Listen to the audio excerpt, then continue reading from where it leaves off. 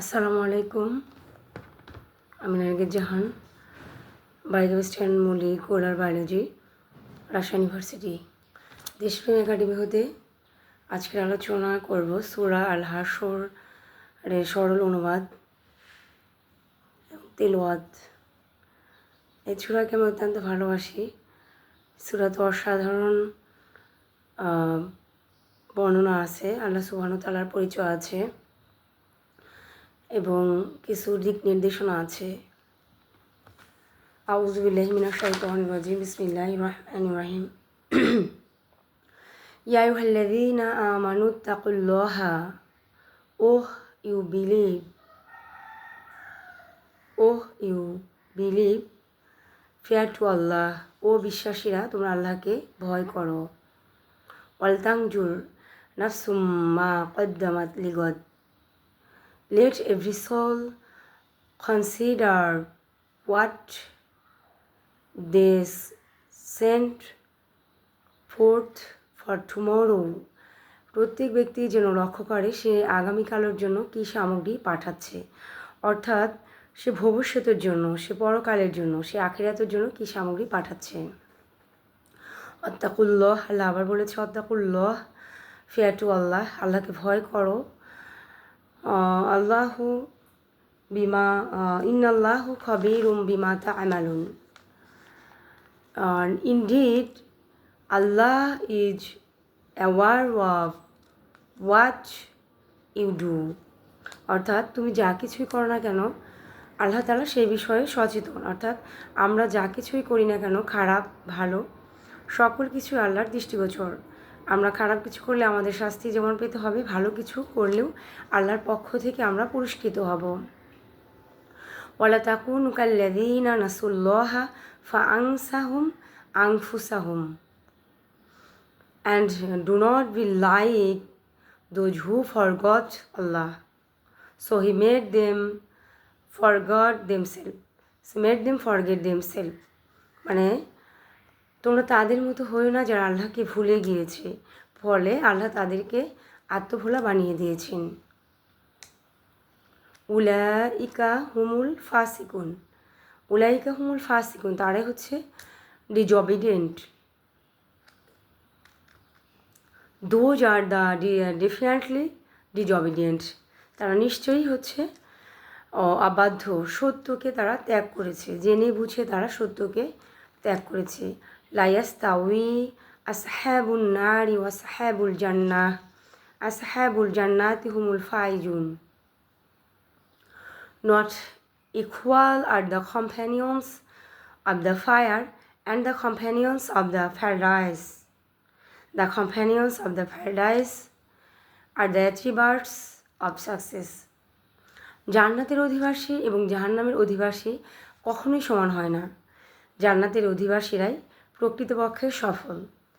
আল্লাহ সুবহানাহু ওয়া তাআলা আমাদেরকে মেসেজ দিচ্ছেন যে একজন যে জান্নাতে যাবে আর যে যাবে না, তার কথাবার্তা, তার সকল কাজকর্ম অবশ্যই ডিফারেন্ট হবে, আলাদা হবে। এবং আল্লাহ সুবহানাহু ওয়া তাআলা আমাদের এই কথা বলছেন যে আসলে যারা জান্নাতে যাবে তারাই সফল।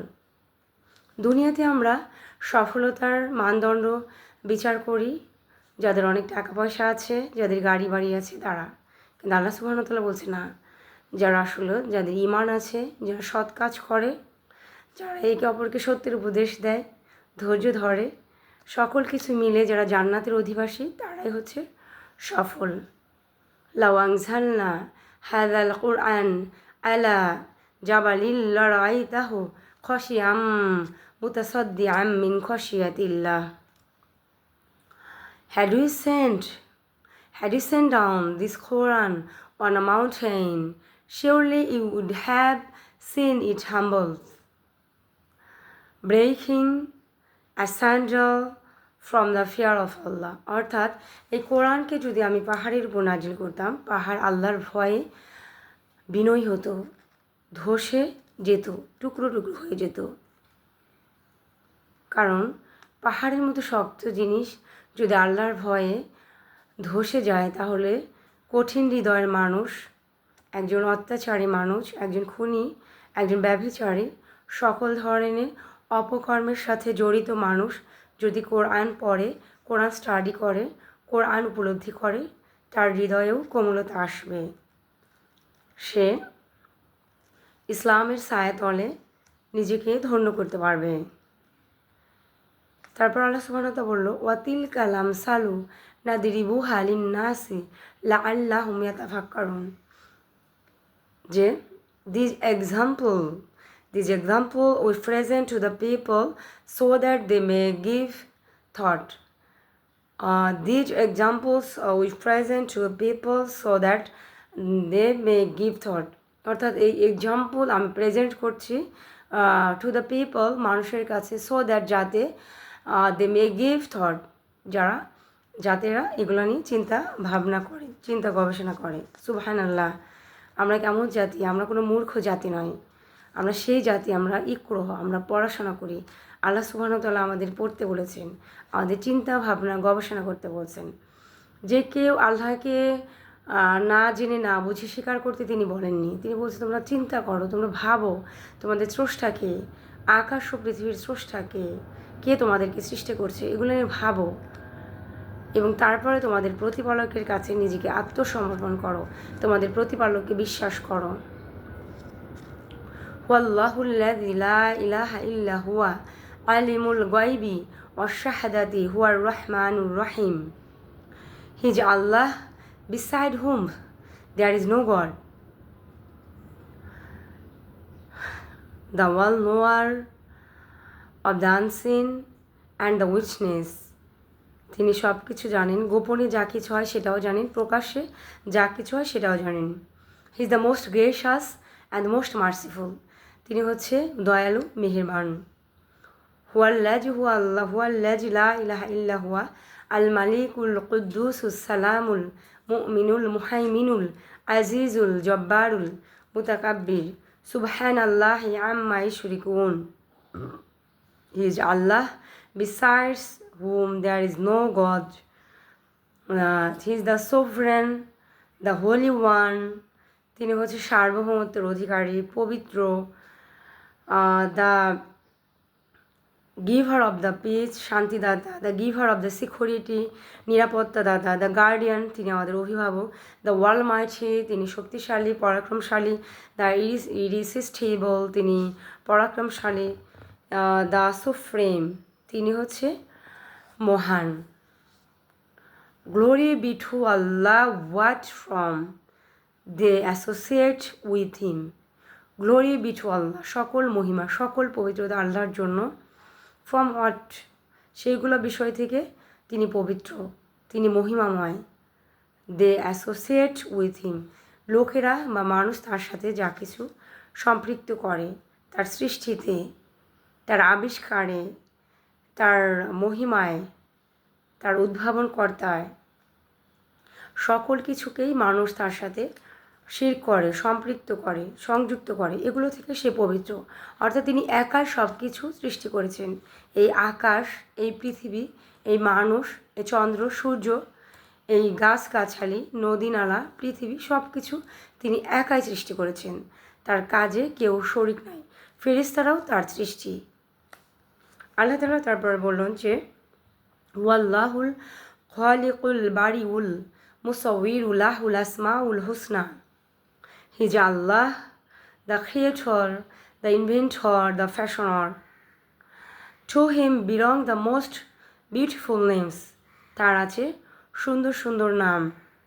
ইউসাব্বিহু লাহু মা ফিস সামাওয়াতি ওয়াল আরদ, whatever is the heavens, যা কিছু আকাশে আছে, আকাশমণ্ডলে আছে, whatever is the heavens and the earth, যা কিছু পৃথিবীতে আছে, গ্লোরিফাইস হিম, তার মহিমা বর্ণনা করছে, তার কৃতিত্ব বর্ণনা করছে এবং তার শিল্প শৈল্পিক সৌন্দর্য বর্ণনা করছে। হুয়াল আজিজুল হাকিম, he is the Almighty, the worldwide. He is the Almighty, the worldwide. Allah সুবহানাহু ওয়া তাআলার এই গুণ আসলে আমরা রেগুলার সকালে যদি আমরা স্টাডি করি, পাঠ করি, আমাদের হৃদয় পবিত্র হবে, আমরা আল্লাহর মহিমা আমাদের হৃদয় ধারণ করতে পারবো। তো আমার রিকোয়েস্ট থাকবে সবাইকে যে আমরা আল কোরআন পাঠে মনোযোগী হব। যারা আল কোরআন তাজবিদ পারেন তারা অর্থসহ শিখবেন, সেই সাথে আস্তে আস্তে তাফসির পড়ার দিকে ঝুঁকে যাবেন। এবং আমাদের প্রত্যেকের আল কোরআনের ভাষাটা শিখতে হবে। আল কোরআনের ভাষা সহজ, এবং ঢাকাতে আমি দেখলাম যে এখানে বিভিন্ন জায়গায় আল কোরআনের ভাষা শেখানো হয় যে আমরা যদি এটা শিখতে পারি, আমরা যেমন দুনিয়াতেও সফল হতে পারবো, আখিরাতেও সফল হব। আর সেই সাথে আমি ইংলিশ শেখার প্রতি সবাইকে আহ্বান করি যে ইংলিশ একটা ইন্টারন্যাশনাল ল্যাঙ্গুয়েজ। এই ল্যাঙ্গুয়েজ যদি আমাদের আয়ত্তে থাকে তাহলে আমরা পুরো পৃথিবীব্যাপী কোরআনের প্রচারণাটা চালাইতে পারবো। তো সবাই আমার জন্য দোয়া করবেন যেন আল কোরআনকে হৃদয় ধারণ করতে পারি, মুখস্থ করতে পারি এবং সেটা মানুষের কাছে পৌঁছে দিতে পারি। একটা হাদিস আছে যে আল্লাহ রাসূল সাল্লাল্লাহু আলাইহি ওয়াসাল্লাম বলেছেন যে সেই ব্যক্তি উত্তম যে নিজে কোরআন পড়ে, কোরআন স্টাডি করে, সেটা আমল করে এবং অন্যের কাছে পৌঁছে দেয়, অন্যকে শিখায়।